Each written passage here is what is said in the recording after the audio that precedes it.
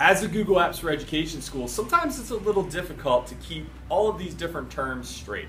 So what's the difference between Google Doc, Google Drive, and Google Classroom? Well, I want to give you an analogy to help you. So think of Google Drive as a storage closet. And what exactly do you do with a storage closet? Well, it's a place where you can store stuff. So in this closet, I can store and create Google Slides, which are Google's equivalent to PowerPoint. I can store or create Google Docs, which are Google's equivalent to Microsoft Word or word processing.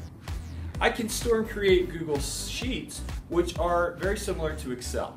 I can also create Google Forms, Google Drawings, and I can store other things like video files and pictures. So it's a great, safe place to store items in the cloud. Now, nobody can get into this particular document or my drive without my permission. So if I want to share a document or I want to share a Google Sheet, I can give that person the key by sharing with a particular person and giving them rights, like being able to view it only or edit it or just make comments. So how can I get this to my students? Well, that's where Google Classroom comes in. Google Classroom is almost like a mailbox.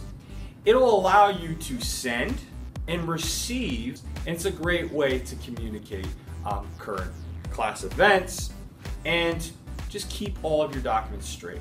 Now, what's great about Classroom is that it actually saves all of your student work in a special folder in Google Drive.